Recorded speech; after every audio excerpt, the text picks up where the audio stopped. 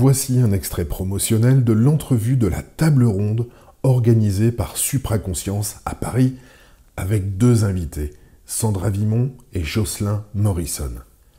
Conscience, spiritualité, dualité entre conscience et forme, l'importance de l'expérience, multidimensionnalité de l'être, éveil à l'esprit, synchronicité, déjà-vu, potentialité, libre arbitre, le tri des pensées, corps inférieurs et supérieurs, évolution de la conscience, comprendre le soi, extrasensorialité, etc.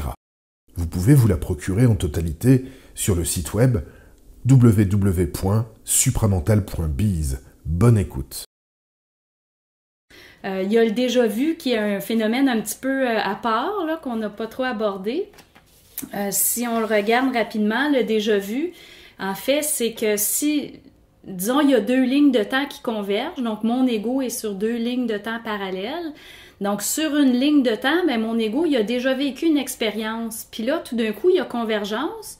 Alors, dans ma vie actuelle, je vais vivre quelque chose, puis je vais dire, mais j'ai déjà été ici, j'ai fait exactement ça au même moment. Puis vraiment, là, c'est ce qu'on appelle un déjà-vu. Mais oui, on l'a déjà vu, on l'a déjà vécu sur une autre ligne de temps qui vient converger avec la nôtre. Donc, ça explique la convergence des lignes de temps, explique les déjà-vus. Donc, c'est un petit ajout d'information là, sur ce qui a été dit. On parlait des futurs possibles. Donc, je suis totalement d'accord avec ce qui a été dit, mais j'ai une exception que j'aime signaler. Il y a plusieurs futurs possibles s'il y a diffraction. Parce que si on ne crée plus de ligne de temps, quelqu'un qui a juste une ligne de temps, ben, il n'y a plus plusieurs futurs possibles, il y en a un seul, puis c'est la non-diffraction. Alors, ça serait l'exception qui confirme la règle. Mais en temps normal, justement, oui, il y a plusieurs futurs possibles. S'il y a une diffraction qui est possible, il y a plusieurs futurs possibles. Donc, c'est vrai, il faudrait que tu définisses qu'est-ce que c'est pour toi une diffraction.